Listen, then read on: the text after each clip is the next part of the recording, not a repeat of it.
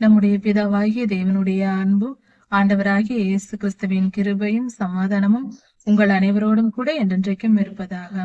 தலைப்பு: நான் உன்னை விட்டு விலகுவதும் இல்லை, உன்னை கைவிடுவதும் இல்லை. யோபு 31ஆம் அதிகாரம். யோபு ஐயா கர்த்தரிடத்தில் பேசுகிற வார்த்தையா இருக்கிறது. என் கண்களோடு உடன்படிக்கை பண்ணின நான் ஒரு கன்னிகையின் மேல் நினைப்பாய் இருப்பது எப்படி என்று சொல்லுகிறார். அதாவது, என் கண்களோடு நான் உடன்படிக்கை பண்ணினேன் என்று யோபு ஐயா சொல்கிறார். யோபு ஐயா தன் கண்களோடு பண்ணின உடன்படிக்கை என்ன? என் கண்கள் கர்த்தரை மட்டுமே நோக்கி பார்க்கும், அடுத்த பெண்களை நோக்கி பார்க்காது. இது ஒழுக்கமான கற்புள்ள வாழ்க்கை வாழ வேண்டும் என்ற பொருளை இங்கு சொல்லியிருக்கிறது. யோபு ஐயா பரிசுத்தமாய், நீதிமானாய், ஒழுக்கமுள்ளவராய், கற்பு நெறி தவறாத ஒரு வாழ்க்கையை அவர் வாழ்ந்திருக்கிறார். அவர் சொல்லுகிறார், என் கண்களோடு நான் உடன்படிக்கை பண்ணினேன். நான் எப்படி அதை தவறுவது? அப்படி என்றால் என் கண்கள் கர்த்தருக்கு சொந்தமானது, நான் அவரையே நோக்கி பார்ப்பேன். அப்படி இருக்க பிறர் முகம் நான் பார்க்க மாட்டேன் என்று சொல்லுகிறார். நான் ஒரு கன்னிகையின் மேல் நினைப்பாய் இருப்பது எப்படி என்று சொல்லுகிறார். அடுத்த பெண்ணை நான் நினைத்திருப்பது எப்படி? அப்படி நான் செய்திருந்தால் உன்னதத்திலிருந்து கர்த்தர் தரும் பங்கும் சுதந்திரமும் எனக்கு கிடைக்குமா என்று சொல்லுகிறார். அவரிடத்திலிருந்து நான் பெற்றுக்கொள்ள முடியுமா? அதாவது, சுருக்கமாக ஒரே வார்த்தையில் சொல்ல போனால், கற்பு நெறி தவறாத வாழ்க்கை வாழ்ந்தால்தான் கர்த்தருடைய ஆசீர்வாதத்தை பெற்றுக்கொள்ள முடியும். அவர் கொடுக்கிற எல்லாவித ஆசீர்வாதங்களையும் நம்மால் பெற்றுக்கொள்ள முடியும்.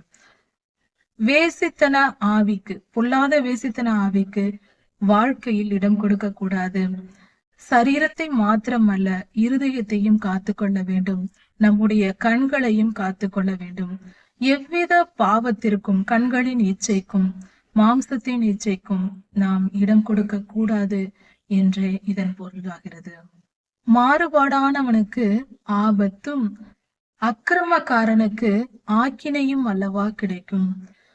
மாறுபாடானவன் என்றால் ஒரு சந்தர்ப்ப சூழ்நிலைக்கு ஏற்றபடி மாறிக்கொள்வது, ஒரு மனிதர்களுக்கு ஏற்றபடி, இவர்களுக்கு ஏற்றபடி பேசுவது, அடுத்த பக்கத்தில் போய் அடுத்தவர்களுக்கு ஏற்றபடி பேசுவது, இப்படி தன்னுடைய காரியத்தை சாதிப்பதற்காக அவரவருக்கு ஏற்றபடி பேசிக்கொண்டு தங்கள் காரியங்களை நிறைவேற்றிக் கொள்கிறவர்கள் மாறுபாடானவர்கள். கடந்த காலத்தில் ஒரு காரியத்தை சொல்லி இருப்பார்கள், இந்த காலத்தில் அதை மாற்றி விடுவார்கள். ஏற்றுக்கொள்ள மாட்டார்கள், அதன்படி செய்ய மாட்டார்கள், சொன்ன சொல்லை காப்பாற்ற மாட்டார்கள், வாக்கு மாறுகிறவர்கள். இப்படிப்பட்டவர்கள் மாறுபாடானவர்கள். அவர்களுக்கு ஆபத்து தான் வரும். அக்கிரம செய்கைக்காரருக்கு ஆக்கினை அல்லவோ கிடைக்கும். அக்கிரமம் செய்கிறவர்களுக்கு வரும் தீமை வந்து அவர்களை துன்பப்படுத்தும் என்று பொருளாகிறது. அவர் என் வழிகளை பார்த்து, நான் நடக்கிற பாதைகளை எல்லாம் பார்த்து கொண்டிருக்கிறார் அல்லவா. நான் மாயையிலே நடந்தேனோ, நான் தீமை செய்ய தீ விரித்தேனோ, என் கண் போன போக்கில் என் இருதயம் போயிற்றோ, என் கண்களால் இச்சையான ஒரு பெண்ணை பார்த்து அதே நான் நினைத்து கொண்டிருந்தேனோ, என் இருதயத்தில் பாவ எண்ணம் எனக்குள் இருந்ததா? கர்த்தர் தான் என்னை பார்த்து கொண்டே இருக்கிறாரே, என்னை பற்றி அவருக்கு தெரியுமே. அப்படி நான் செய்திருந்தால், விபச்சார பாவத்திற்கு என் நினைவுகளாலும் என் சரீரத்தாலும் நான் இடம் கொடுத்திருந்தால், அப்படிப்பட்ட தீமை நான் செய்திருந்தால், நான் விதைத்ததை வேறொருவன் சாப்பிட கடவன் என்று சொல்கிறார். என் பாடுகள் இன்னொருவனுக்கு போகட்டும், என் பயிர்கள் வேறற்று போகட்டும். நான் வேசித்தன பாவத்திற்கு இடம் கொடுத்திருந்தால், என் இருதயத்தால் பாவம் செய்திருந்தால், என் கண்களால் பாவம் செய்திருந்தால், நான் மிகப்பெரிய இப்படிப்பட்ட பொல்லாத பாவத்திற்கு இடம் கொடுத்திருந்தால், என் பயிர்கள் வேறற்று போகட்டும். அவரே சொல்லுகிறார் தைரியமாக, என் மனம் யாதொரு ஸ்திரீயின் மேல் மயங்கி, என் மனம் அடுத்த ஒரு பெண்ணை பார்த்து மயங்கி அயலானுடைய வாசலை நான் எட்டி பார்த்ததுண்டானால், நான் அடுத்த பெண்களின் மேல் ஆசைப்பட்டு அவர்கள் வீட்டின் வாசலை நான் எட்டி பார்த்திருந்தேனானால், அப்படி நான் தவறு செய்திருந்தால் என்னுடைய மனைவி வேறொருவனுக்கு சொந்தமாகட்டும் என்று சொல்லுகிறார். இப்படிப்பட்ட நியாய தீர்ப்பை சொல்வதற்கு யோபையா எப்படிப்பட்ட உத்தமமாய் வாழ்ந்திருக்க வேண்டும். அவர் நீதியை சரியாக புரிந்து வைத்திருக்கிறார். நாம் செய்கிற தீவினைகள் நமக்கு திரும்பி வரும், அதை அவர் சரியாக புரிந்து வைத்திருக்கிறார். அக்கர்த்தர் நீதியுள்ளவர், சர்வலோகத்தையும் ஆளுகை செய்கிற தேவனானவர், சர்வத்தையும் கவனித்துக் கொண்டிருக்கிறவர், அவர் சகலத்தையும் பார்த்து கொண்டிருக்கிறார். நீதிக்கு சரி கட்டுகிற தேவனாயிருக்கிறார், நீதியின் சூரியனாய் இருக்கிறார். அதை சரியாக யோபையா புரிந்து வைத்து சொல்லுகிறார். நான் பரிசுத்தமாய் வாழ்ந்திருக்கிறேன், நான் பாவம் செய்யவில்லை என்றே இந்த இடத்தில் சொல்லுகிறார். இப்படிப்பட்ட ஒழுக்கமற்ற கற்பு நெறி தவறின வாழ்க்கை நான் வாழ்ந்திருந்தால், அப்படிப்பட்ட மோசமான ஒரு நிலை இருந்திருந்தால், அது என்னை பாதாளம் வரைக்கும் பின்தொடருமே. வேசித்தன பாவத்திற்கு இடம் கொடுத்தால் அது நரகத்திற்கு கொண்டு போய் அங்கே நம்மை சித்திரவதைப்படுத்தும். என் வேலைக்காரனானாலும் என் வேலைக்காரியானாலும் என்னிடத்தில் வந்து நியாயத்திற்கு என்று நிற்கும் பொழுது நான் அவர்களை விசாரிக்காமல் நீதியை வெளிப்படுத்தாமல் செயல்படுத்தாமல் இருந்திருந்தால், கர்த்தர் வந்து நிற்கும் நாளில் நான் என்ன செய்வேன்? நான் நீதியாய் நடந்தேன், அவர்களுக்கு நியாயத்தை செய்தேன் என்று யோபையா சொல்லுகிறார். வேலைக்காரர் என்றாலும் தாயின் கர்ப்பத்தில் என்னை உருவாக்கினவர் அவர்களையும் உருவாக்கினார் அல்லவா? யோபையா மேட்டிமையாக இல்லை. வேலைக்காரரானாலும் வேலைக்காரியானாலும் அவர்களும் மனிதர்களே என்று மனித தன்மையோடு அவர்களுக்கும் நீதி நியாயம் செய்து அவர்களை அரவணைத்து, ஏழைகள், எளியவர்கள், உடல்நிலை முடியாதவர்கள் எல்லோரையும் அவர் அனுசரித்து மதித்து நடந்திருக்கிறார். பிற மனிதர்களை மதிக்கும் குணமும் யோபையாவின் இடத்தில் இருந்திருக்கிறது. யோபுவின் புஸ்தகம் வாசிக்கும் பொழுது நீதிமானுடைய வாழ்க்கை எப்படி இருக்க வேண்டும் என்பதற்கு உதாரணமாக இவர் இருந்திருக்கிறார். எளியவர்கள் வாஞ்சித்ததை நான் கொடாமல் இருந்து, ஏழைகள் எளியவர்கள் என்னிடத்தில் எதையாவது பெறலாம் என்று வந்து நான் அவர்களுக்கு கொடுக்காமல் இருந்திருந்தால், தாய் தகப்பன் இல்லாத பிள்ளைகள் என்னுடைய ஆகாரத்தை சாப்பிடாமல், என் கூட அவர்கள் சாப்பிடாமல் இருந்திருந்தால், விதவைகளின் கண்களை பூத்து போக பண்ணி விதவைகளுக்கு காலம் தாழ்த்தாமல் உதவி செய்திருக்கிறேன். தாய் தகப்பன் இல்லாத பிள்ளைகளுக்கு என்னோடு கூட உட்கார வைத்து சாப்பாடு கொடுத்திருக்கிறேன். எளியவர்கள் விரும்பியதையெல்லாம் நான் கொடுத்திருக்கிறேன். என் சிறு வயது முதல் தகப்பன் இல்லாத பிள்ளைகளை நான் அரவணைத்து அவர்களுக்கு பணம் கொடுத்து அவர்களை பராமரித்து வாழ்ந்து வந்திருக்கிறேன். சரியான துணியும் போர்த்தி கொள்ள போர்வையும் இல்லாமல் குளிரினால் நடுங்கிக் கொண்டிருக்கிறவர்களை பார்த்து நான் அவர்களுக்கு போர்வை கொடுத்திருக்கிறேன். அவர்கள் கம்பளி உடைகளை, அவர்களுக்கு நல்ல உடைகளை கொடுத்து அவர்களை பராமரித்ததினால் அவர்கள் சந்தோஷத்தோடு யோபையாவை புகழ்ந்திருக்கிறார்கள். ஒளிமுக வாசலில், அதாவது ஊருக்கு வெளியே அந்த வாசல் அண்டையிலே எனக்கு அதிகாரம் இருக்கிறது என்பதற்காக நான் எளியவர்களை நான் கஷ்டப்படுத்தியதில்லை என்று சொல்கிறார். தன்னுடைய அதிகாரத்தை நான் தவறாக பயன்படுத்தியதில்லை, நன்மையே பிறருக்கு செய்திருக்கிறேன் என்றால் யோபையாவுக்கு பெருமை, கர்வம் போன்ற காரியங்கள் இல்லை. அவர் கொடூரமாய் நடந்ததில்லை. இதையும் நாம் இங்கு கற்றுக்கொள்ள வேண்டும். இப்படி என்னுடைய அதிகாரத்தை நான் தவறாக பயன்படுத்தி இருந்தால் என் கைகள் என் தோளில் இருந்து சரிந்து என் கைகளின் எலும்புகள் முறிந்து போகட்டும். ஐயா அந்த மாதிரி எந்த தவறையும் அவர் செய்ததில்லை. அதனால்தான் இப்படி செய்கிறார். கர்த்தர் ஆக்கினையிடுவார் என்றும் கர்த்தர் நம்மை தண்டித்து விடுவார், அவருடைய மகத்துவத்தை நாம் தொடக்கூடாது என்று கர்த்தருக்கு பயப்படுகிற பயத்தினாலும் நிரம்பி இருந்தேன். நான் கர்த்தருக்கு விரோதமாய் நான் எதுவும் பேசியதும் இல்லை, அந்த பாவத்தையும் நான் செய்யவில்லை என்று சொல்லுகிறார். நான் தங்கத்தையும் பொன்னையும் நம்பி அந்த பொன் பொருள் இருக்கிறது என்று என் நம்பிக்கையை என் செல்வ திரட்சியின் மேல் நான் வைக்கவில்லை, நான் அப்படி செய்யவில்லை என்று சொல்லுகிறார். நம்முடைய செல்வம் முக்கியமானதல்ல, நாம் கர்த்தரை எந்த அளவுக்கு நேசிக்கிறோம், அவருக்கு கீழ்ப்படிந்து நடக்கிறோம், அவருடைய கட்டளைகளையும் கற்பனைகளையும் கை கொண்டு நடக்கிறோம் என்பதே முக்கியமாயிருக்கிறது. அதில் கவனமாயிருக்க வேண்டும். என் ஆஸ்தி பெரியது, என் சம்பத்து பெரியது என்று நான் கர்வப்பட்டு திமிராய் நடக்கவில்லை. வான சேனையை நான் வணங்கியதில்லை. அவர் எல்லாவித பாவங்களையும் குறித்து சொல்லி அந்த பாவங்களை நான் செய்ததில்லை என்று மிக தெளிவாக யோபையா வெளிப்படுத்துகிறார். எதை செய்யக்கூடாது என்பதை நாம் இந்த காரியங்களை வைத்து படிக்கும் பொழுது தெரிந்து கொள்ளலாம்.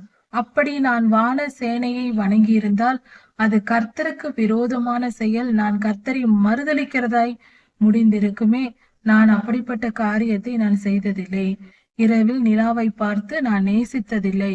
என் நேசம் கர்த்தருடையது, கர்த்தரையே நான் நேசித்தேன் என்று சொல்லுகிறார். கிரகங்களை எல்லாம் வணங்குவார்கள் தெய்வம் என்று, அது நான் செய்ததில்லை என்று யோபையா சொல்லுகிறார். என் பகைஞனுடைய ஆபத்திலே நான் மகிழ்ந்திருந்தேனா, களி கூர்ந்திருந்தேனா? என் எதிரிக்கு துன்பம் நேரிட்ட போது நான் அதை குறித்து சந்தோஷப்பட்டதில்லை. அவர்களுடைய இனத்தார்களில் கஷ்டப்படுகிறவர்கள் யாராவது இருந்திருந்தால், வேதனைப்படுகிறவர்கள் இருந்திருந்தால் அவர்களுக்கும் நான் உதவி செய்திருக்கிறேன். என் எதிரிகளின் உயிர் போகும்படியாக அவர்களை நான் வார்த்தையினாலும் நான் எதுவும் சொன்னதில்லை, சபித்ததில்லை என்று சொல்லுகிறார் யோபையா. நாமும் இந்த பாடத்தை கற்றுக்கொள்ள வேண்டும். எதிரியை கூட நாம் சபிக்க கூடாது. அதுவும் கர்த்தருக்கு பிரியமில்லாத செயலாய் இருக்கிறது, நீதியின் செயலாய் இல்லை. சாபமிடக் கூடாது என்று இந்த வேத பகுதி நமக்கு போதிக்கிறது. பரதேசியாய் இருப்பவர்கள், உணவில்லாமல் தெருவில் அலைந்து திரிகிற ஏழைகளுக்கு நான் ஆதரவு செய்யாமல் இருந்ததில்லை. வழிப்போக்கர்களுக்கு என் வாசலை திறக்காமல் இருந்ததில்லை. பிறருக்கு உதவி செய்வதில் தவறாமல் செய்திருக்கிறார் யோபையா. நான் ஆதாமை போல என் மீறுதல்களை மூடி மறைத்தேனோ? நான் செய்த தவறுகளை, குற்றங்களை மூடி மறைத்தேனா? நான் அப்படி செய்ததில்லை என்று சொல்லுகிறார். திரளான ஜனக்கூட்டங்கள் அதிகமாய் இருக்கிறது என்று எண்ணி அதற்காக ஒரு நற்காரியத்தை செய்வதற்கோ நீதியை நிறைவேற்றுவதற்கோ எதிர்ப்புகள் பலமாய் இருக்கிறது, ஜன கூட்டம் பெரியதா இருக்கிறது என்பதனால் நான் அந்த காரியத்தை செய்யாமல் இருந்திருக்கிறேனா? அப்படி செய்யாமல் நான் இருந்ததில்லை என்று யோபையா சொல்லுகிறார். என் வழக்கை கேட்கிறவன் ஒருவன் இருந்தால் நலமாயிருக்கும் என்று சொல்லுகிறார். என் வழக்கை கேட்கிறதற்கு ஒருவர் இருந்தால் பரவாயில்லை. அதை எழுதி என் கையில் கொடுத்தால் அதை நான் என் தலையில் கிரீடமாக அணிந்து கொள்வேன். அப்படி என்றால் இவர் எந்த தவறும் செய்யவில்லை. தவறு செய்திருந்தால் அவர் இந்த வார்த்தையை சொல்ல முடியாது. ஒரு குற்றமும் செய்யாமல், எதெல்லாம் குற்றம் என்று இந்த வேத பகுதியில் சொல்லப்பட்டிருக்கிறது, இப்படிப்பட்ட எந்த குற்றத்தையும் நான் செய்ததில்லை என்று யோபையா சொல்லுகிறார். சர்வ வல்லவர் என் தேவன் எனக்கு பதில் கொடுக்க வேண்டும் என்று நான் விரும்புகிறேன் என்று கேட்கிறார். தவறு செய்திருந்தால் கர்த்தரிடம் போய் சொல்ல முடியாது, எனக்கு பதில் தாரும் என்று கேட்க யாராலும் முடியாது. நாம் தான் பாவம் செய்திருக்கிறோமே. அவர் ஒரு குற்றமும் செய்யாதிருந்ததினால் அப்படி சொல்லுகிறார். எனக்காக என்னுடைய வழக்கை எழுதி கொடுத்தால் அந்த வார்த்தைகளை நான் என் தோளின் மேல் சுமப்பேன், கிரீடமாக என் தலையில் நான் தரித்துக் கொள்வேன் என்று சொல்லுகிறார். அந்த அளவுக்கு நீதிமானாய் வாழ்ந்திருக்கிறார். என் வழக்கை எழுதுகிறவன் ஒருவன் இருந்தால் அவனிடத்தில் நான் தைரியமாய் போய் தொகை தொகையாக நான் எல்லாவற்றையும் எடுத்து சொல்வேன். நான் இதை செய்தேன், அதை செய்தேன் என்று ஒரு பிரபுவை போல நான் எழும்பி தைரியமாக போய் சொல்லுவேன் என்று சொல்லுகிறார். அப்படி என்றால் அவர் அந்த அளவுக்கு நீதியாய் நடந்திருக்கிறார். குற்றம் செய்திருந்தால் நம்மால் அப்படி சொல்ல முடியாது. அந்த அளவுக்கு அவர் தெளிவாய் இருந்திருக்கிறார். எனக்கு விரோதமாக என்னுடைய பூமி, காணி பூமி, விவசாய நிலமோ அல்லது படைச்சால்களோ கூப்பிடுகிறது உண்டா?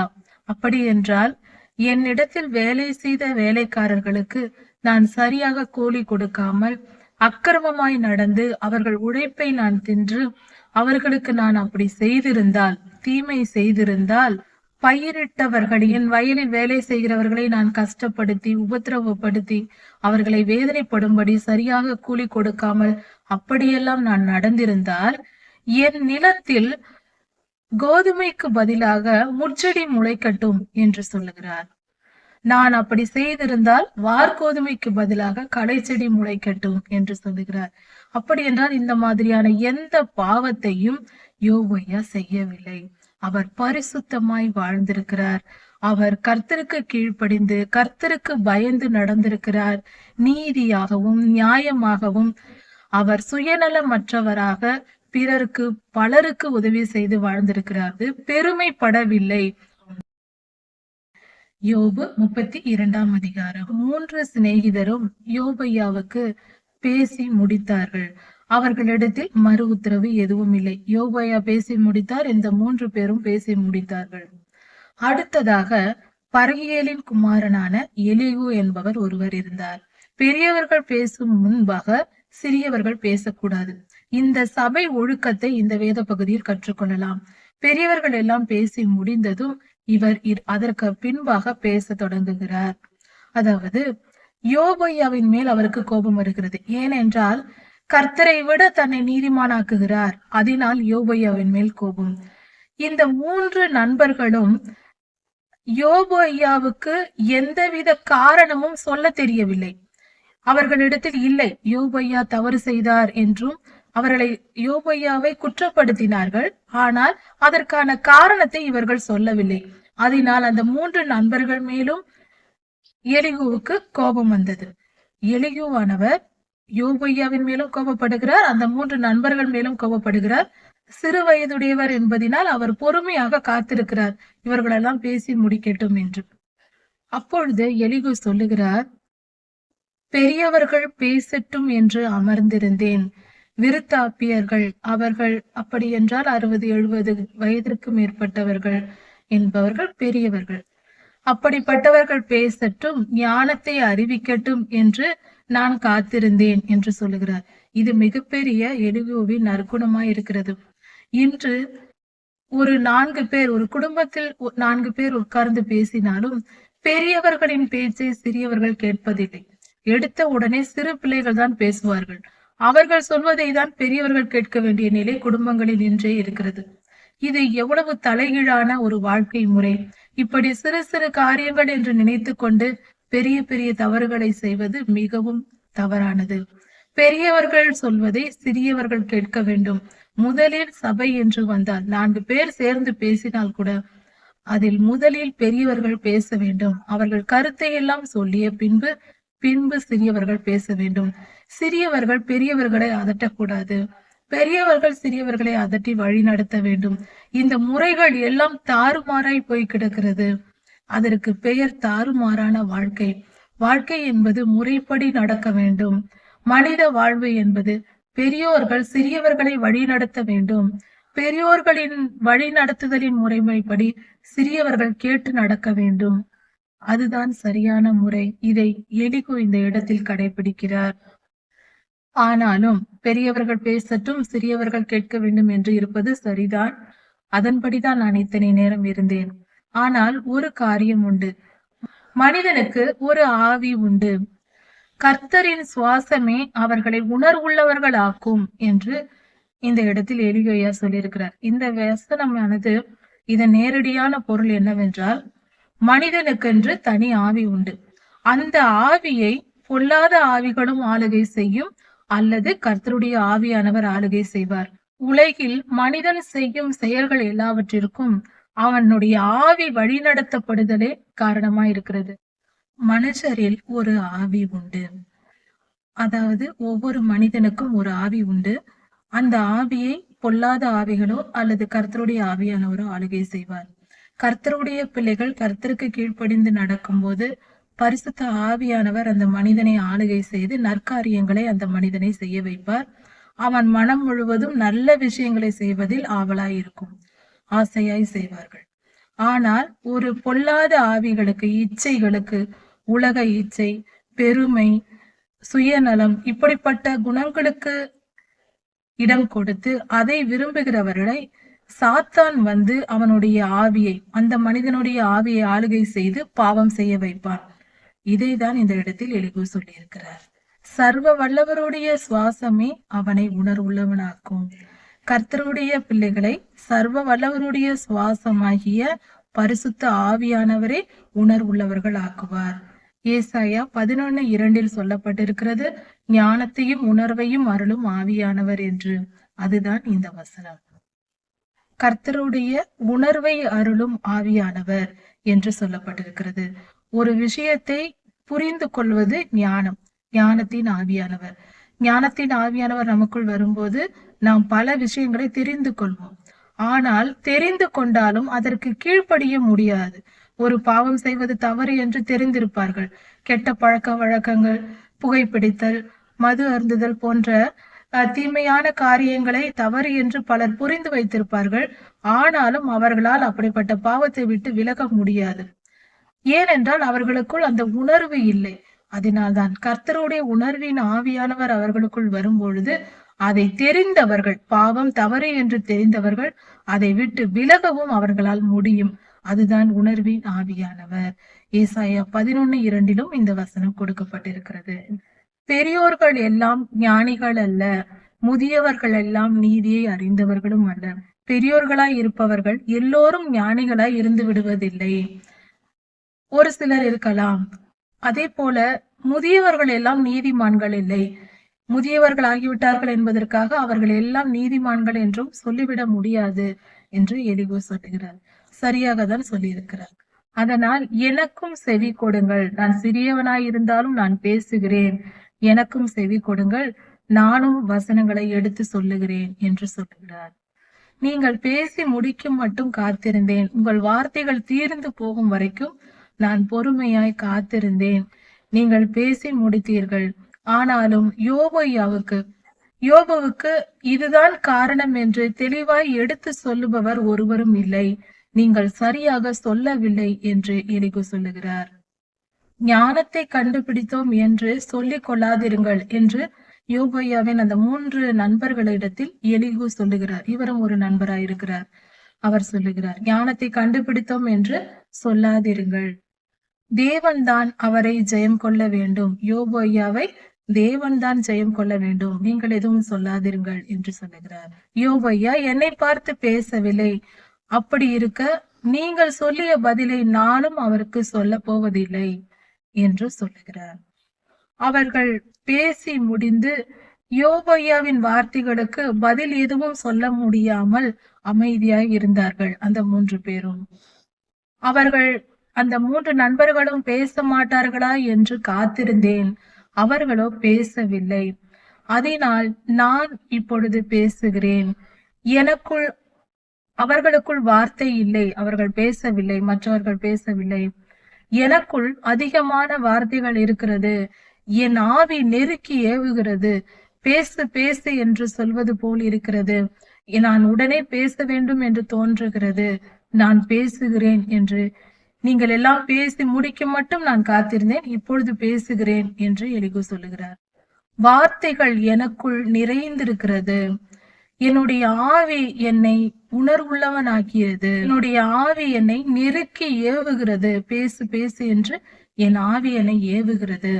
இதோ என் உள்ளம் நெருக்கி ஏவுகிறது, புது திராட்சரசத்தை கூட கிழிந்து போக பண்ணும் அளவுக்கு இருக்கிற அந்த துருத்தியை போல என் மனம் இருக்கிறது. அதாவது என் இருதயம் கிழிந்து விடுமா என்று சொல்வதும் போல என் மனதை என்னால் அடக்க முடியவில்லை, பேசு பேசு என்று என் ஆவி ஏவுகிறது என்று சொல்லுகிறார். நான் ஆறுதல் அடையும்படி பேசுவேன், என் உதடுகளை திறந்து பதில் சொல்லுவேன் என்று எலிகூ சொல்லுகிறார். அதாவது என் வாயை திறந்து ஆறுதல் சொல்லும்படியாக நான் பேசுவேன் என்று சொல்லுகிறார். நான் ஒருவர் முகத்தையும் பாராமலும் இச்சகம் பேசாமலும் இருப்பேனாக என்று சொல்லுகிறார். தனக்கு தானே சொல்லுகிறார். நான் அடுத்தவர்கள் முகத்தை பார்த்து அவர்களுக்காக ஒரு பேச்சு, இவர்களுக்காக ஒரு பேச்சு என்று பேசாமல் உள்ளதை உள்ளபடி பேசுவேன் என்று சொல்லுகிறார். நான் இச்சகம் பேச அறியேன், அப்படி நான் பேசினால் கர்த்தர் என்னை சீக்கிரமாய் எடுத்துக் கொள்வார் என்று எலிகூ சொல்கிறார். இச்சகம் பேசுதல் என்றால் அடுத்தவர்கள் விரும்பும்படி பேசி, இச்சிக்கும்படி பேசி காரியத்தை சாதித்துக் கொள்வது. சாமர்த்திய பேச்சு பேசுகிறவர்களை கர்த்தர் சீக்கிரம் எடுத்துக் கொள்வார் என்று எலிகூ ஐயா சொல்லுகிறார். அப்படி பேசினால் சீக்கிரம் மரணம் அடைவார்கள் என்பது பொருள். அது ஒரு துன்மார்க்க பாவம், துன்மார்க்கன் என்று பொருள். இப்படி சொல்லிவிட்டு எலிகூ ஐயா பேச தொடங்குகிறார். யோபே, என் நியாயங்களை கேளும், என் வார்த்தைகளுக்கெல்லாம் செவி கொடும், நான் இப்பொழுது பேசுவேன் என்று சொல்லுகிறார். நான் பேசுவது உண்மை, என் இருதயத்தில் இருக்கிற உண்மையை நான் உங்களுக்கு வெளிப்படுத்துவேன் என்று சொல்லுகிறார். தேவனுடைய ஆவியானவர் என்னை உண்டாக்கினார், சர்வ வல்லவருடைய சுவாசம் எனக்கு உயிர் கொடுத்தது. நான் கர்த்தரால் படைக்கப்பட்டவன், கர்த்தருடைய பிள்ளை என்று சொல்லுகிறார். நீர் பேலன் கொண்டு எனக்கு எதிராக நில்லும், எனக்கு மறுமொழி கொடும், நான் பேசுவதற்கு எனக்கு பதில் தாரும், நீர் எழுந்து நின்று என்னோடு பேசும் என்று சொல்லுகிறார். உம்மால் முடிந்தால் என்னோடு பேசும், எனக்கு பதில் தாருங்கள் என்று எலிகு சொல்லிவிட்டு பேச தொடங்குகிறார். இதோ உம்மை போல நானும் தேவனால் உண்டானவன், நானும் மண்ணினால் உருவாக்கப்பட்டவன் என்று எலிகு சொல்லுகிறார்.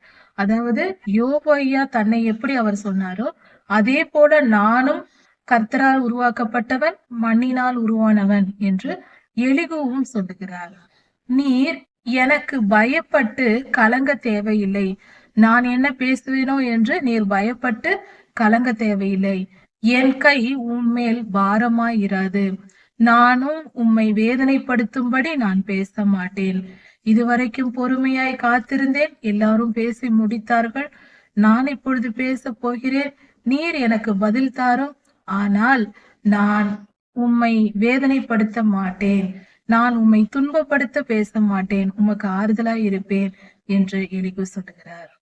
உம்முடைய வார்த்தைகளை நான் காதால் கேட்டது என்னவென்றால், நான் குற்றமற்றவன் என்று சொல்லுகிறேன். எலிகு சொல்லுகிறார் யோபு ஐயாவினிடம். யோபு ஏற்கனவே சொல்லியிருந்தார் இந்த வார்த்தைகளை, நான் குற்றமற்றவன் என்று சொல்லியிருந்தார். அதை தான் இங்கு எலிகோ சுட்டி காட்டுகிறார். நான் குற்றமற்றவன், நான் நீதிமான், என்னிடத்தில் கர்த்தர் குற்றம் கண்டுபிடிக்க பார்க்கிறார் என்று நீர் சொல்லுகிறீர். அவர் என் கால்களை தொழுவிலே மாட்டி என் நடைகளை எல்லாம் காவல் படுத்துகிறார் என்று சொல்லுகிறீர். கர்த்தர் என்னை தமக்கு சத்துருவாக எண்ணிக்கொள்கிறார் என்று சொன்னீர். இப்படியெல்லாம் நீர் சொல்லி இருக்கிறீர். இப்படி நீர் பேசியதை நிமித்தம் நீர் நீதிமான் அல்லவென்று நான் சொல்லுகிறேன். ஏனென்றால் கர்த்தரை விட நீதிமான் ஒருவனும் இல்லை, மனிதனை விட கர்த்தர் பெரியவராய் இருக்கிறார். கர்த்தர் தம்முடைய செயல்கள் எல்லாவற்றையும் குறித்து அவர் காரணம் சொல்ல வேண்டும் என்று சொல்லுகிறீர். அப்படி சொல்ல தேவையில்லை. கர்த்தர் ஒரு விசை சொல்லிய காரியத்தை மீண்டும் பார்த்து திருத்துகிறவர் அல்ல. அவர் சொன்னால் சொன்னதுதான் அது மிக சரியானதாய் இருக்கும். அவரிடத்தில் நீர் காரணம் கேட்க கூடாது. இதை ஏன் செய்தீர், அதை ஏன் செய்தீர் என்று கேட்கக்கூடாது. நான் நீதிமான், நான் குற்றமற்றவன், நீர்தான் என்னிடத்தில் குற்றம் கண்டுபிடிக்க பார்க்கிறீர் என்று சொல்லக்கூடாது. இப்படி நீர் பேசியது தவறு என்று எலிகு யோபு ஐயாவினிடத்தில் சொல்லுகிறார். மனிதர்கள் கனநித்திரையினால் அயர்ந்த தூக்கத்தில் இருக்கும் பொழுது அவர்களுக்கு நேரிடும் காரியங்களை எல்லாம் சொல்லி கனவாக அந்த மனிதனுக்கு கொடுத்து அந்த காரியங்களை எல்லாம் வெளிப்படுத்தி அதற்குரிய தண்டனையை கொடுத்து அதனை முத்திரை போடுகிறார். நான் இதை செய்ய போகிறேன் என்று கனவிலே சொல்லுகிறார், அதை நிஜத்திலே செய்தும் காட்டுகிறார்.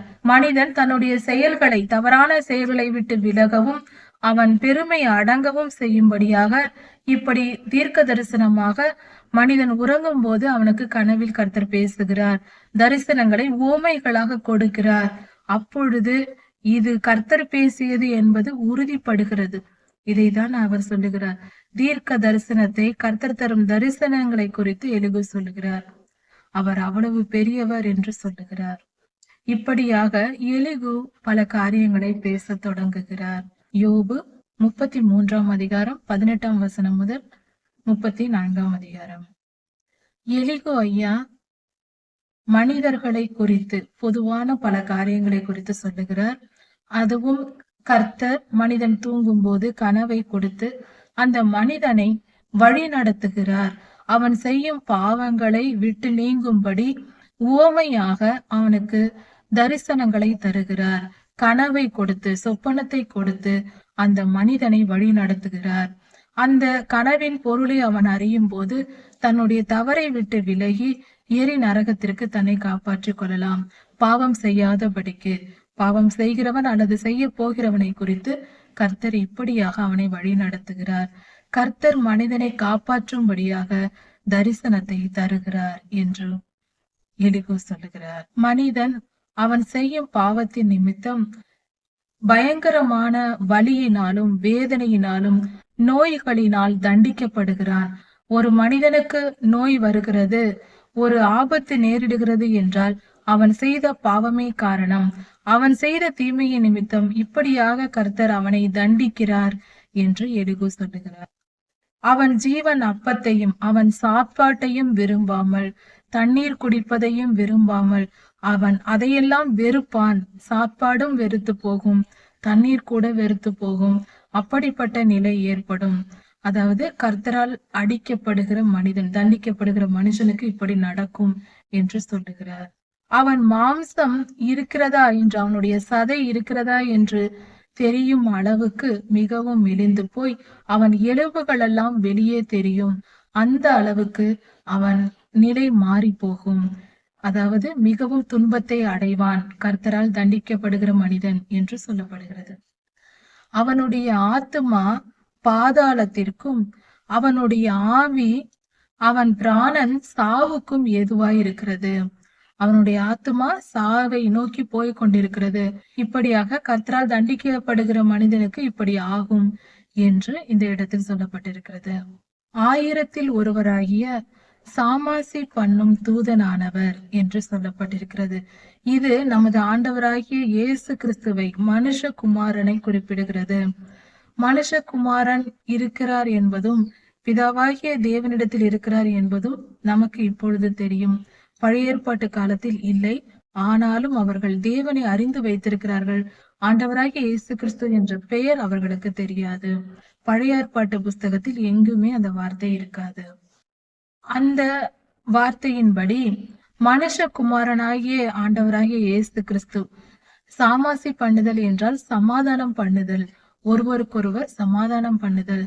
அப்படிப்பட்ட சமாதானம் பண்ணுகிற தூதனானவர் அப்படி துன்பப்படுகிற மனிதனுக்கு அனுசாரியாய் இருந்தாரானால், கொஞ்சம் அனுசரணையாக கர்த்தர் வந்து, ஆண்டவராகிய இயேசு கிறிஸ்து வந்து அப்படிப்பட்ட துன்பத்தில் இருக்கிற, கர்த்தரால் அடிக்கப்பட்டு தண்டனையை அனுபவிக்கிற மனிதனிடத்தில் அவர் சற்று உதவியாக இருந்தாரானால், அவர் அவனுக்கு இறங்கி, அந்த மனுஷனுக்கு இறங்கி, அதாவது யோபு ஐயா ஆண்டவராகிய இயேசு கிறிஸ்துவை, மனுஷகுமாரனை குறித்து சொல்லுகிறார். சமாதானத்தின் பண்ணுகிற தூதனானவர், சமாதானத்தின் தேவனானவர் என்ற பெயரில் சொல்லுகிறார். அவர் வந்து அந்த மனிதனுக்கு, துன்பப்படுகிற அந்த மனுஷனுக்கு அனுசரணையாய் இருந்தால், அந்த கஷ்டப்படுகிற, அந்த பாட அனுபவிக்கிற மனிதன் மேல் இரக்கம் உள்ளவராய் இருந்தால், பிதாவாகிய தேவனிடத்தை நோக்கி சொல்லுவாராம், இந்த மனிதனை மீட்கும் பொருளை கண்டுபிடித்தேன், அதனால் இவனுக்கு இறங்க வேண்டும் என்று சொல்வாராம். மீட்கும் பொருள் என்றால் என்ன? மீட்கும் பொருள் என்பது, ஒரு நீதி இருந்தால்தான் அந்த இடத்தில் ஆசீர்வாதம் கிடைக்கும். ஒரு மனிதன் பாவம் செய்து அதனால் தண்டனை அனுபவித்துக் கொண்டிருக்கிறான் பிதாவாகிய தேவனிடத்தில் இருந்து. அப்பொழுது நமது ஆண்டவராகிய, இந்த இடத்தில் எதை சொல்லியிருக்கிறது என்றால், நமது ஆண்டவராகிய இயேசு கிறிஸ்து சிலுவை மரணத்தில் தம்மை தாமே ஒப்பு கொடுத்து மீட்கும் பொருளானார். அதனால் என் நிமித்தம் இந்த மனிதனை காப்பாற்றும் என்று அவர் சொல்லுவாராம். நமது ஆண்டவராகிய இயேசு கிறிஸ்து நமக்காக பரிந்து பேசுவார். பரிசுத்த ஆவியானவர் நமக்காக பரிந்து பேசுவார் என்று வேதத்தில் சொல்லப்பட்டிருக்கிறது அல்லவா? அதுதான் ஆண்டவராகிய இயேசு கிறிஸ்துவின் இரத்தமும் பரிசுத்த ஆவியானவரும் நமக்காக பரிந்து பேசுவார். அப்படி பிதாவாகிய தேவனிடத்தில் குமாரனும் பரிசுத்த ஆவியானவரும் நமக்காக பரிந்து பேசுவதினால், குமாரனான, மனுஷகுமாரனான ஆண்டவராகிய இயேசு கிறிஸ்துவின் இரத்தம் நம்மேல் பூசப்படுவதினாலும், பரிசுத்த ஆவியானவர் நமக்காக விண்ணப்பம் செய்வதினாலும் நம்முடைய பாவங்கள் மன்னிக்கப்படும் என்ற வார்த்தை தான் இங்கு கொடுக்கப்பட்டிருக்கிறது. அப்படி மன்னிக்கப்பட்டால் அந்த மனிதனுடைய நிலை எப்படி இருக்குமா? அவனுடைய நிலை வாலிபத்தை பார்க்கிலும் இளமையாய் இருக்குமா? அவன் வயதில் வாலிபமாய் இருக்கும்போது அவனுடைய சரீரம் எப்படி இருந்ததோ அது போல இளமையாகி விடுவானாம். அவன் புது பலன் அடைந்திருப்பானாம். ஏசாயா புஸ்தகத்தில் சொல்லப்பட்டிருக்கிறதே, புது பலன் அடைந்து, கர்த்தருக்கு காத்திருக்கிறவர்களோ புது பலன் அடைந்து கழுகுகளை போல செட்டைகளை அடித்து பறப்பார்கள். அவர்கள் ஓடினாலும் இளைப்படையார்கள், நடந்தாலும் சோர்ந்து போவார்கள் என்று. அப்படியேப்பட்ட புது பலனை கர்த்தர் தருவார் நமக்கு என்று எலிகூ சொல்லுகிறார். அப்படிப்பட்ட மனிதன் தன் வால வயதுடைய நாட்களுக்கு திரும்புவான். அவன் இளவயதில் இருந்தது போல அவன் வாழ்க்கை மாறும். இப்படிப்பட்ட கர்த்தரால் மன்னிக்கப்பட்ட, ஆண்டவராகிய இயேசு கிறிஸ்துவினால் மன்னிக்கப்பட்ட அந்த மனிதன் புது வாழ்வு பெற்ற பின்பு அந்த மனிதன் கர்த்தரை நோக்கி விண்ணப்பம் பண்ணினால் கர்த்தர் அவன் பேரில் பிரியமாய் இருப்பாராம். கர்த்தர் அவன் பேரில் பிரியமாய் இருந்து அவனை ஆசீர்வதித்து அந்த மனிதனுடைய நீதியின் பலனை அவனுக்கு கொடுப்பாராம். அவன் செய்த நீதியின் பலனை அவனுக்கு கொடுப்பாராம். அந்த மனிதனிடத்தில் அந்த நீதி இருக்க வேண்டும். மனிதர்களாகிய நாம் பாவம் செய்யலாம், தவறு செய்யலாம் என்று சரியாக சமாதானப்படுத்திக் கொள்ளக்கூடாது. பரிசுத்தமாய் வாழ வேண்டும். நம்மளுடைய நீதியின் நிமித்தம் நம்முடைய பாவங்கள் மன்னிக்கப்பட்டு எப்பொழுது பாவத்தை விட்டு மனம் திரும்பி நீதியின் பாதையில் நடக்கிறோமோ அப்பொழுதுதான் பாவ மன்னிப்பு கிடைக்கும். மனம் திரும்புதல் இல்லாமல் பாவ மன்னிப்பை பெற முடியாது. அதை புரிந்து கொள்ள வேண்டும். அப்படிப்பட்ட அந்த மனம் திரும்பிய மனிதன் மற்ற மனிதரிடம் சொல்லுவானாம். அப்படி மனம் திரும்பி நல்வாழ்வு பெற்ற அந்த மனிதன் மற்ற மனிதர்களிடம் சொல்லுவானான், நான் செம்மையானதை புரட்டி பாவம் செய்தேன், அதனால் எனக்கு எந்த பிரயோஜனமும் இல்லாமல் போனது.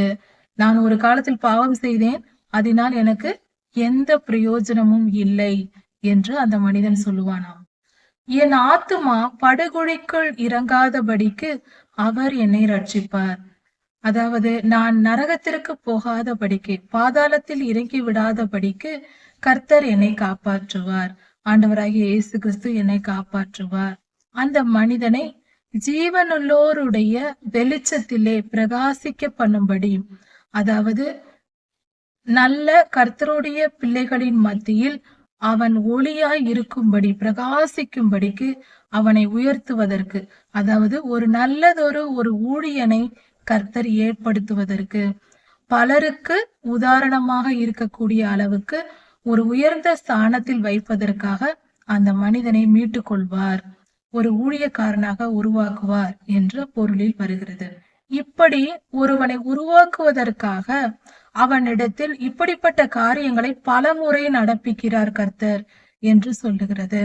அதாவது இந்த வேத பகுதியின் பொருள் என்னவென்றால், ஒரு உயர்ந்த ஸ்தானத்தில் ஒரு நல்ல ஊழியரை உருவாக்க வேண்டும் என்றால் கர்த்தர் அந்த மனிதனை பல பாடுகள், பல உபத்திரவங்களுக்குள்ளாக நடத்தி அவனை நுறுக்கி ஒடுக்கி அவனை உருவாக்குகிறார்.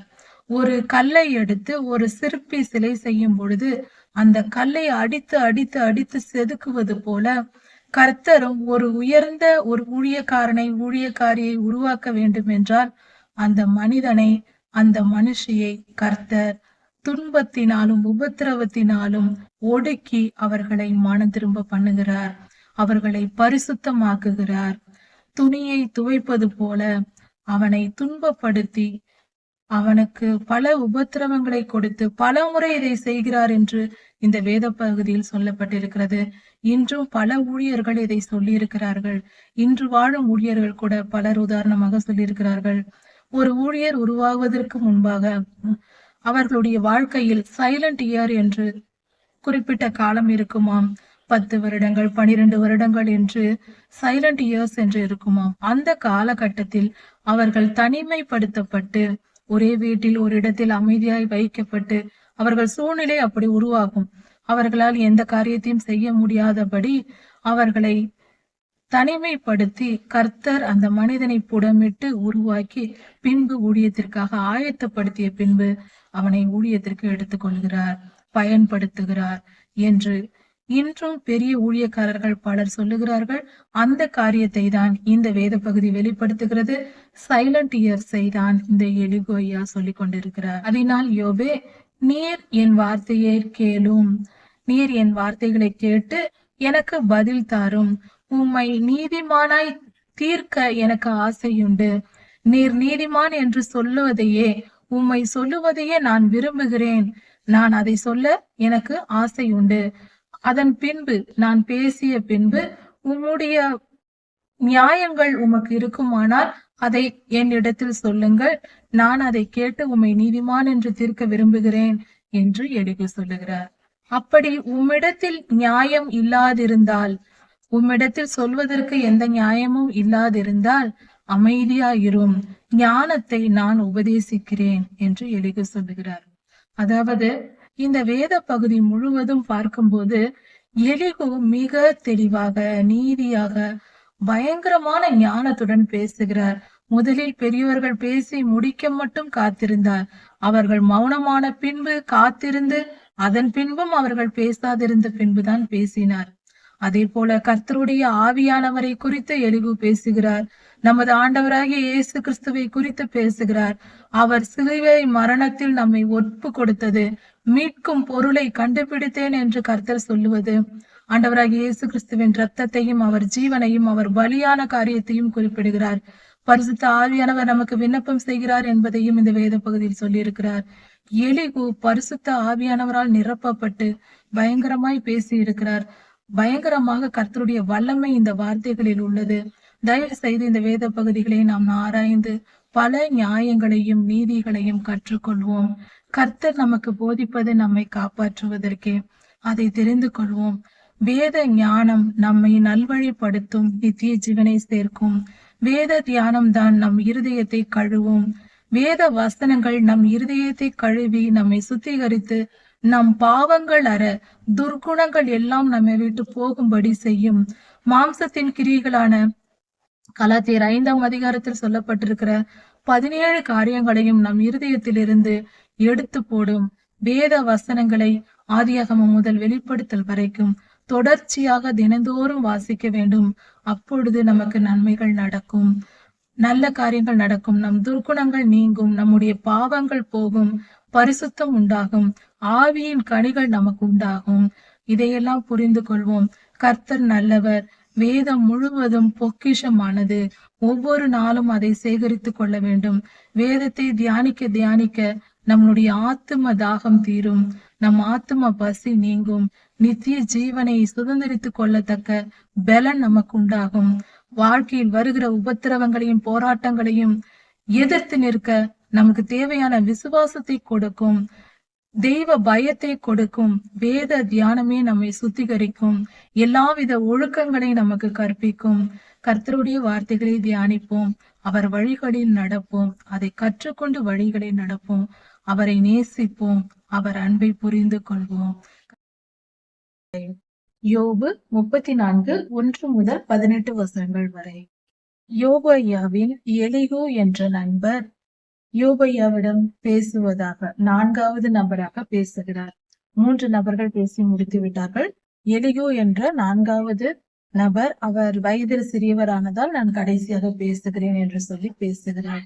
அவருடைய வார்த்தைகள் மிகவும் அற்புதமானதாக, கர்த்தருடைய இருதயத்தை வெளிப்படுத்துகிறதாக இருக்கிறது. இந்த வேத பகுதியை நாம் தியானிக்கும் பொழுது கர்த்தருடைய நீதி நியாயங்கள் என்பது என்ன என்பதை நாம் அறிந்து கொள்ளலாம். யோபு ஐயாவினுடைய வாழ்க்கையையும் நாம் அறிந்து கொள்ளலாம். அது நம்முடைய வாழ்க்கையை நாம் சரியாக நடத்துவதற்கும் பரிசுத்தமாய் வாழ்ந்து நித்திய ஜீவனை சுதந்திரித்துக் கொள்வதற்கும் அது உதவியாக இருக்கும். பரிசுத்த வாழ்க்கையே நம்மை பரலோகம் சேர்க்கும். நம்முடைய வாழ்க்கையின் வழிமுறைகளை நாம் இங்கு கற்றுக்கொள்ளலாம். அதாவது எலிகு ஐயா என்ன சொல்லுகிறார்? யோபு ஐயாவின் நண்பர் அவர் சொல்லுகிறதாவது, ஞானிகளே என் வார்த்தைகளை கேளுங்கள், அறிவாளிகளே என் சொல்லுக்கு செவி கொடுங்கள் என்று சொல்லுகிறார். வாயானது ருசி பார்ப்பது போல, சாப்பாட்டை ருசி பார்ப்பது போல, வார்த்தைகளை செவியானது சோதித்து பார்க்கிறது. நல் வார்த்தைகள் எது, தீய வார்த்தைகள் எது என்று நம்முடைய காது சோதித்து பார்க்கிறது என்று எழுதி சொல்லுகிறார். நாம் எப்பொழுதும் நன்மையானதை தெரிந்து கொள்வோம், நன்மை இன்னதென்று தெரிந்து கொள்வோம். நாம் பார்ப்பது, நாம் பேசுவது, நாம் கேட்கிற விஷயங்கள் நன்மையானதாகவே இருக்க வேண்டும். தீமையை வெறுத்து நன்மையை நாடுவோம் என்று எலிகு சொல்கிறார். அப்படி சொல்லிவிட்டு யோபு ஐயாவை குறித்து பேசுகிறார். யோபு சொல்லுகிறார், நான் நீதிமான், கர்த்தர் என் நியாயத்தை தள்ளிவிட்டார் என்று சொல்லுகிறார். அப்படி அல்ல, கர்த்தர் நீதி உள்ளவர், அவர் அநீதிக்காரர் அல்ல. அவரை எப்படி இவர்படி சொல்லலாம்? கர்த்தர் நல்லவராய் இருக்கிறார், அவர் நீதிக்கு அநீதி செய்ய மாட்டார். அதனால் யோபு ஐயா இப்படி சொன்னது தவறு என்று எலிகு சொல்லுகிறார். நியாயம் என்னிடத்தில் இருந்தும் நான் பொய்யன் என்று எண்ணப்படுகிறேன். நியாயம் என்னிடத்தில் இருக்கிறது, ஆனாலும் என்னை பொய்யன் என்று எண்ணும்படியாக, நினைக்கும்படியாக சூழ்நிலை இருக்கிறது. அப்படியானால் யோபையாவின் மேல் வீண் பழி சுமந்திருக்கிறது. எல்லோரும் வீணாக யோபையாவை தவறாக நினைக்கிறார் என்று பொருளாகிறது. மீறுதல் இல்லாதிருந்தும், நான் ஒரு தவறும் செய்யாதிருந்தும் நான் காயப்பட்டேன், நான் துன்பத்தை அனுபவிக்கிறேன் என்று யோபையா சொன்னார். அம்பினால் உண்டான காயம் எனக்குள் ஆறாதிருக்கிறது என்று யோபு சொல்லுகிறார். யோபுவை போல அக்கிரமக்காரரோடு சேர்ந்து கொண்டு பரியாசம் பண்ணுதலை தண்ணீரை போல குடிப்பாராம். யோபு ஐயா மற்றவர்களை பார்த்து பரியாசம் பண்ணுவார், அக்கிரமக்காரரோடு சேர்ந்து கொள்வார். அக்கிரமக்காரரோடு சேர்ந்து கொண்டு துன்மார்க்கரோடு திரிகிறவரை யாரை பார்க்க முடியும்? அப்படிப்பட்டவர்களோடு சேருகிறவர் என்று எலிகு குற்றம் சாட்டுகிறார்.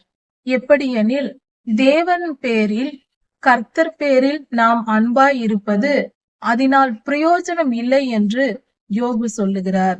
கர்த்தரிடத்தில் நான் அன்பாய் இருந்தேன், அதனால் எனக்கு எந்த பிரயோஜனமும் இல்லை என்று சொல்லுகிறார். இப்படியா பேசுவது என்று எலிகு சொல்லுகிறார். இப்படி இருக்க அறிவாளிகளே எனக்கு செவி கொடுங்கள். அக்கிரமம் தேவனுக்கும் அநீதி சர்வ வல்லவருக்கும் தூரமாய் இருப்பதாக. தேவன் அக்கிரமமும் அநீதியும் செய்ய மாட்டார் என்று எலிகு சொல்லுகிறார். இந்த இடத்தில் எலிகுவின் குற்றச்சாட்டு, யோபு ஐயா அக்கிரமக்காரரோடு சேர்ந்திருப்பார், துன்மார்க்கரோடு திரிவார் என்று சொல்லப்பட்டிருக்கிறது. இதை நாம் சற்று ஆராய்ந்து பார்ப்போம்.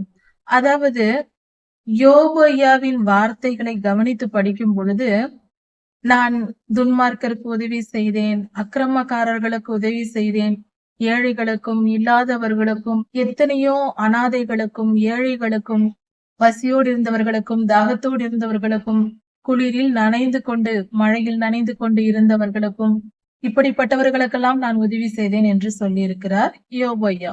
இங்கு எலிகு சொல்லுகிறார் துன்மார்க்கரோடும் அக்கிரமக்காரரோடும் திரிந்தார் என்று. ஒரு காரியத்தை கவனிக்க வேண்டும். யோபு ஐயாவின் கண்கள் யார் நீதிமான் என்று தேடி பார்த்து அவர் உதவி செய்ய போகவில்லை, எல்லோருக்கும் உதவி செய்தார். யோபு ஐயாவினிடத்தில் உதவி பெற்றவர்கள் அவர் கூட இருப்பார்கள். அப்படி உதவி பெற்றவர்கள் அக்கிரமக்காரராக துன்மார்க்கராக இருந்தால் அதற்கு யோபு ஐயா என்ன செய்ய முடியும்? அப்படிப்பட்டவர்களுக்கே இவர் உதவி செய்திருக்கிறார். அப்படி இருக்க அவர்களோடு இவர் சேர்ந்து இருந்திருக்கிறார். அதனால் இப்படிப்பட்ட குற்றச்சாட்டு கூட வந்திருக்கலாம். அதாவது நமது ஆண்டவராகிய இயேசு கிறிஸ்துவும் அவர் பலருடைய வீட்டில் ஊழியம் செய்யும் போது அவர் அழைத்தவர்கள் வீட்டில் போய் சாப்பாடு சாப்பிட்டார், விருந்துண்டார் என்று சொல்லப்பட்டிருக்கிறது.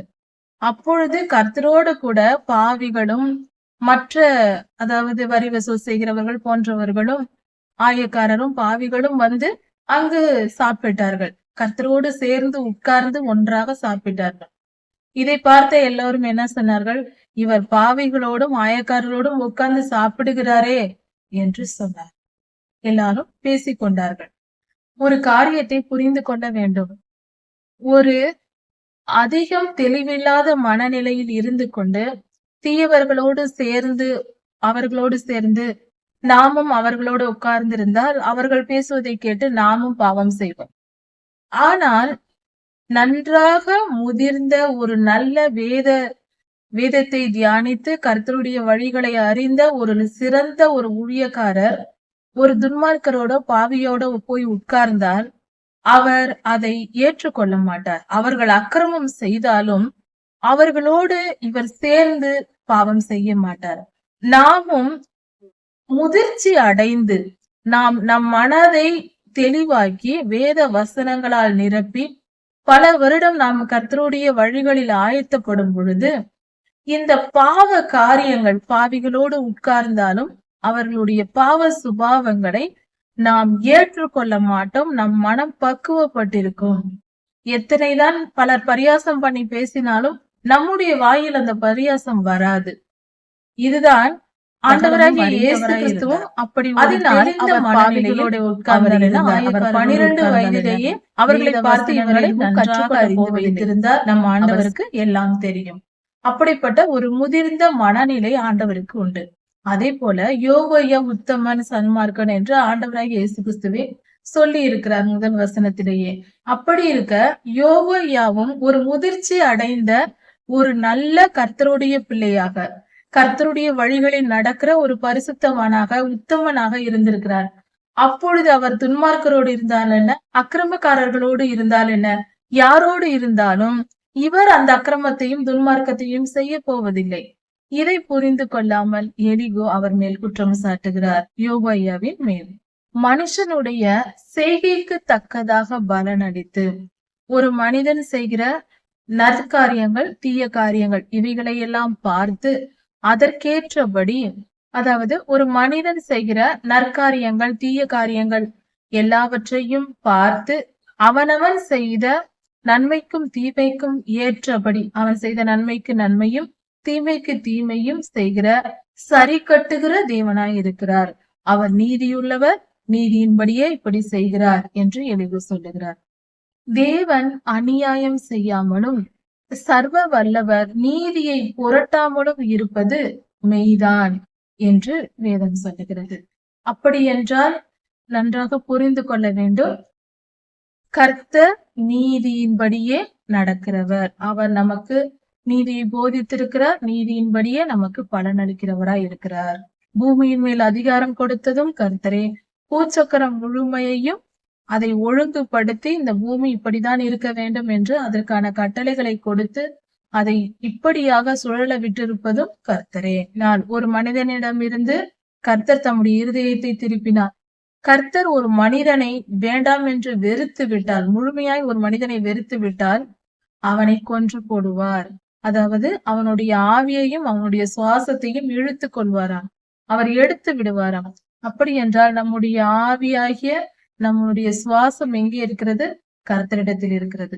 அவர்தான் நம் உயிரை கொடுக்கிறார், நம்மிடத்திலிருந்து உயிரை எடுக்கிறார் என்ற சத்தியம் இந்த வேத பகுதியில் நமக்கு கொடுக்கப்பட்டிருக்கிறது.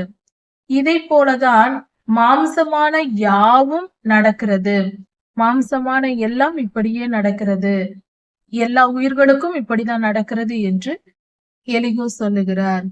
மனுஷன் இப்படி செய்து மனுஷன் தூளுக்கு திரும்புவான், மண்ணுக்கு திரும்பி போகிறான். மண்ணிலிருந்து பிறந்த மனிதன் மீண்டும் மண்ணை கண்டடைகிறான், அவன் சென்று சேர்ந்து விடுகிறான்.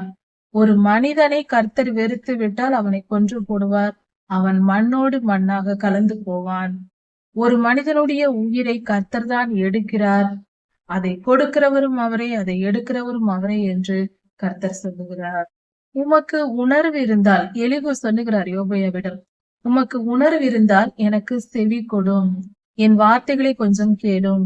மகா நீதிபரரை கர்த்தரை நீர் குற்றப்படுத்த கூடுமா? அவரை நீங்க குற்றப்படுத்தலாமா என்று கேட்கிறார். கர்த்தர் நீதியை பாய்க்கிறவராய் இருந்தால் அவர் இந்த பூமியை ஆள முடியுமா? அவர் நீதியின்படியே இந்த பூமியை ஆளுகை செய்கிறார் என்று எலிகு சொல்லுகிறார். ஒரு ராஜாவை பார்த்து நீர் பொல்லாதவன் என்றும், அக்கிரமக்காரரை பார்த்து நீர் அநியாயக்காரர் என்றும் சொல்ல முடியுமா? பிரபுக்களை பார்த்து, அதிபதிகளை பார்த்து நீர் அக்கிரமக்காரர் என்று சொல்ல முடியுமா?